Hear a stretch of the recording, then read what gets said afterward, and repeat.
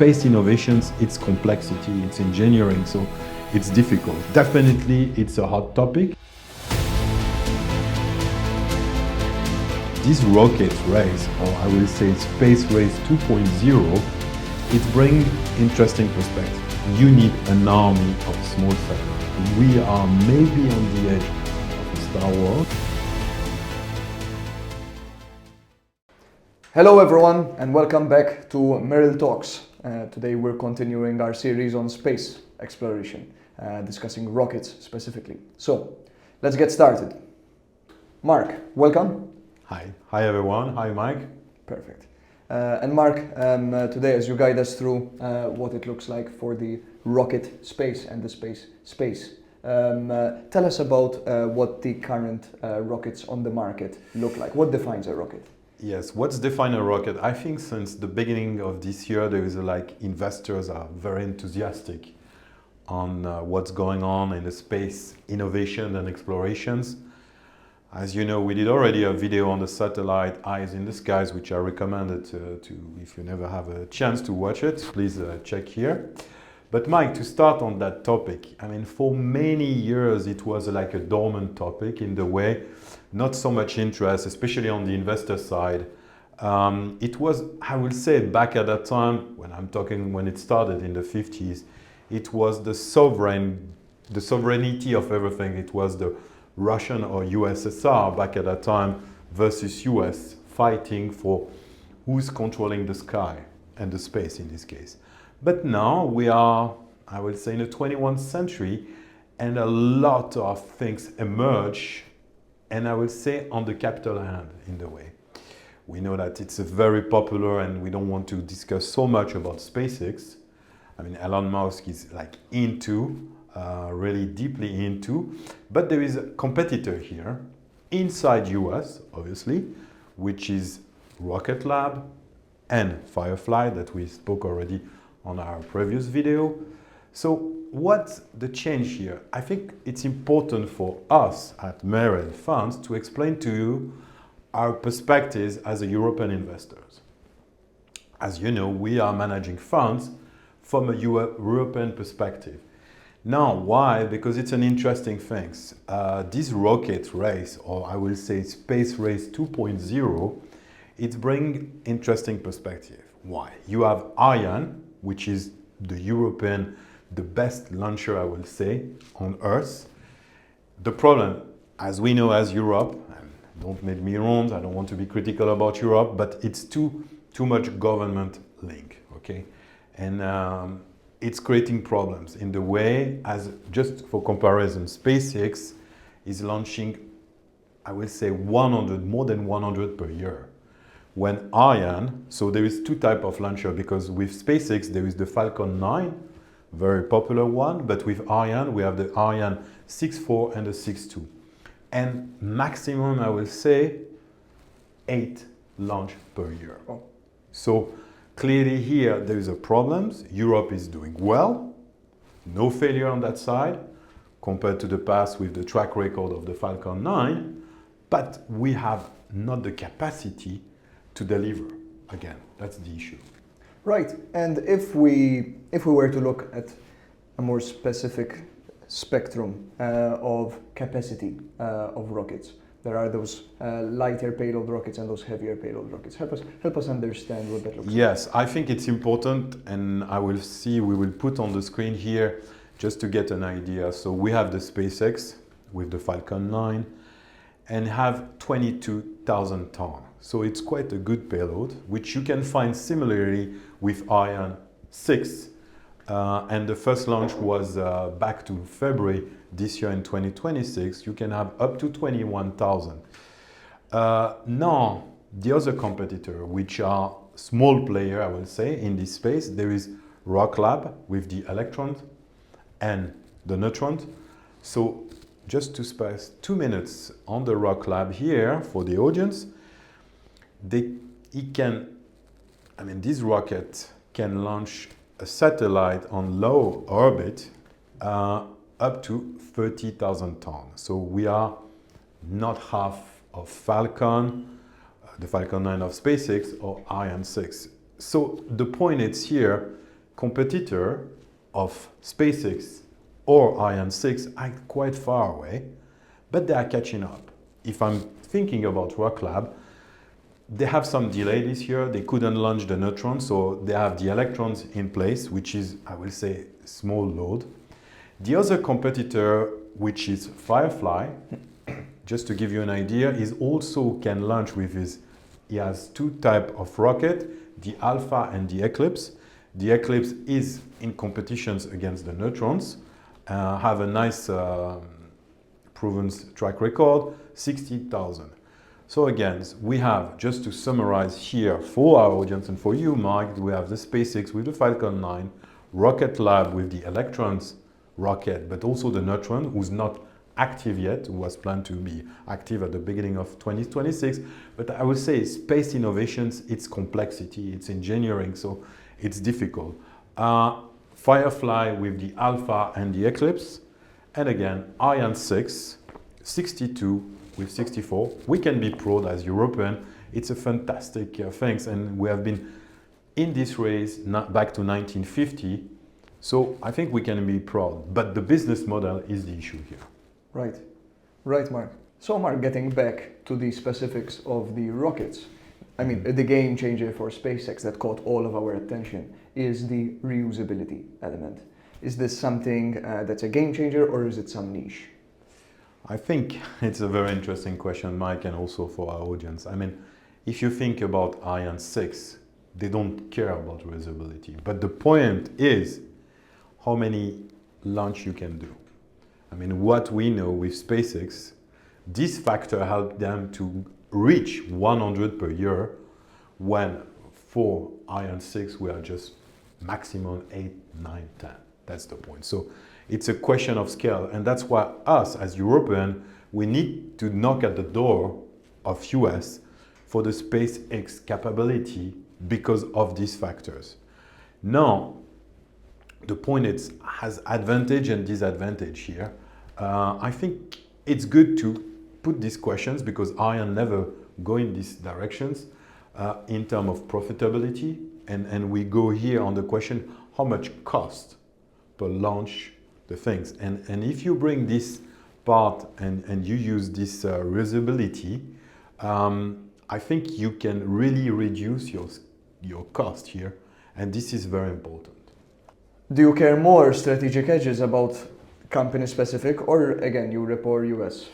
I think, again, just for the audience and for you, Mike, Europeans, they want to launch like in a geostationary things, like really heavy satellite. Mm-hmm. When Falcon 9 from SpaceX, the idea is to launch literally an army of small satellite. So it's not the same way. It's depending. Of course, it's better nowadays to have low orbit satellite, as we discussed, because the signal is faster than going more on the geostationary things. But you know, something could come is like you need an army of small satellites. That's why I say Falcon 9 and SpaceX, they're in competitions directly with the local Firefly and Rocket Lab. When I will say Ariane 6 is in competitions against Falcon 9, but not nearly in competitions against Firefly and Rocket Lab here. Right, right. Mark, earlier you discussed briefly the element of cost and the possible cost advantage that a certain strategy may have. Yes. But can we learn a bit more about that? Yes, I think for sure SpaceX in a far front to be the most cost effective on the satellite. That's for sure, to launching satellite. Right. The thing is, next in line, and here against no recommendations, Rocket Lab, with a clear visibility and transparency of the cost, how much cost to launch, especially with the new rocket Neuron. They have been also quite transparent like SpaceX. But the questions for Firefly and Ariane 6 is also the problem of cost efficiency. We don't know yet. It's more at early stage for Firefly, less, I would say, matured compared to Rocket Lab, and not enough transparent. So we can transpose with this the problem for Firefly in this case, they have the small rocket, they are engineering by themselves, and they have the big rocket, the Eclipse one. They are working with North Grumman, so the defense industry, the US one. So obviously Firefly should be like more, I will say, be ready and capable, because we are maybe on the edge of a Star Wars. I know back to the 80s when I was a young child, I remember this Star Wars was really hot. This is the Reagan years back at that time. We are not yet here, but I think a lot of international space agency, we have, like I say, in Japan, in China, in India, have been here. So I think the Americans are a little bit nervous on the things, and I think Firefly can, I will say, occupy this space of fast, like 48 hours deployment, which is impossible with the Falcon 9, which is potentially also impossible with Rocket Lab, and definitely not possible with Ariane, because the backlog is already problematic. Right. So that's the point. So I think we need to think about also the defense factors and how fast it is. Lot of uncertainty, especially for you investors, where we stand. I mean, us at Merill, we are monitoring closely what's going on, especially when there is failure, what's going on. Because, for example, on the day of Firefly and launching is a rocket plus 21% on the same day. Here again, no recommendations, but just to give you that this kind of stocks are highly volatile, and really it's a hot topic.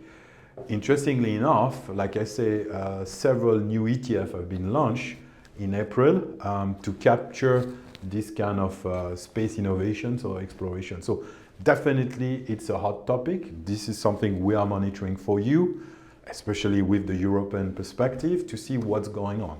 And in fact, speaking of the European perspective, Marc, as Europeans, we always like to compare what such an industry would look like if it was from the European perspective or the US perspective. Mm-hmm. Would you like to add anything into? Yes, I mean, at the moment, it's, without entering in politics, we know that the new generation of fighters, Macron is promoting these kind of things, collaborations between Germany and France.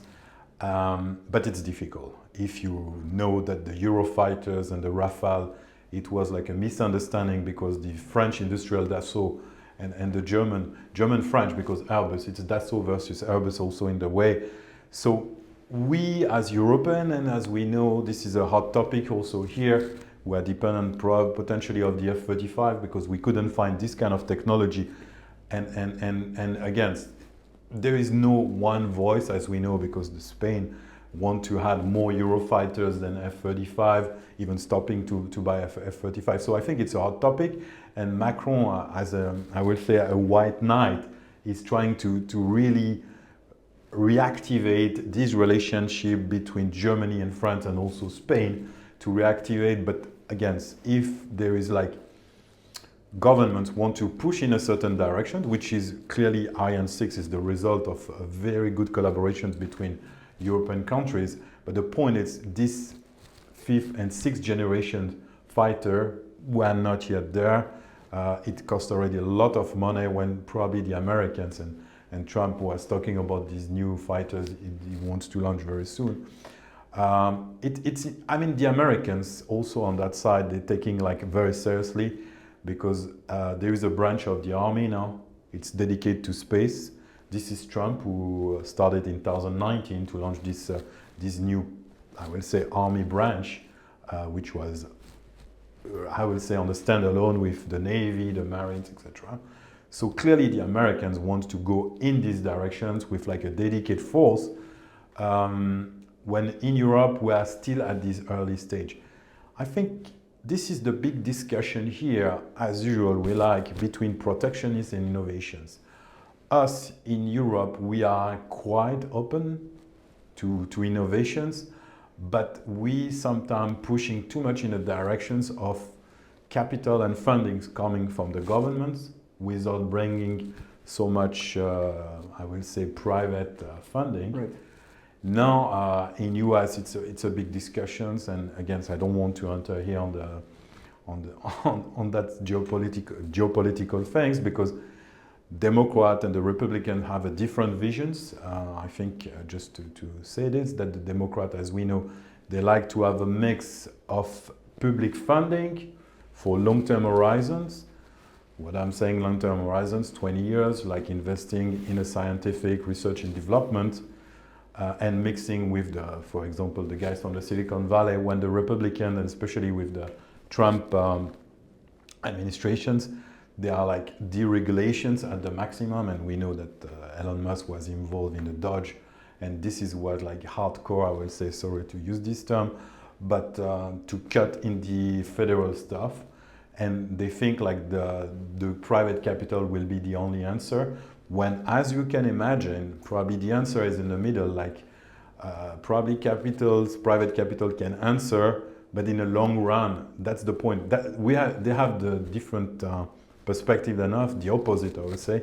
Us, maybe the funding, it's too much in the directions of the sovereign here in Europe, when in US now they want to go in the extreme and just the funding should be private, which could be an issue because in 4, 5, 6 years, at certain moment, there will be a reset here. Well, that's great, Marc. Thank you for that. I think it's a super interesting space, and we're going to be seeing a lot. And I don't think it will be the last time we discuss this. Yes, definitely. It's a hot topic, and we like it. I think it's very interesting, especially to see how the things going and how the things developing on the Rocket Lab, on the Firefly, but also on Falcon 9. I think it's really promising, and potentially it's competitions, it's quite healthy things, and I hope it will push like some private funding in Europe. There is already an emergence of private funding. We discussed again on the satellite side, and we discussed about this Finnish company last time. So hopefully Europe is pushing in the right directions, bring more private capital and let the things go. Right. Understood, Marc. Thank you very much again. Thank you very much for watching this. Thank you. Feel free to check out our LinkedIn, Merill Investors, and also our website, merillfunds.com. That's merillfunds.com. Thank you very much. We look forward to seeing you in the next video, and we wish the best. Thank you. Thank you.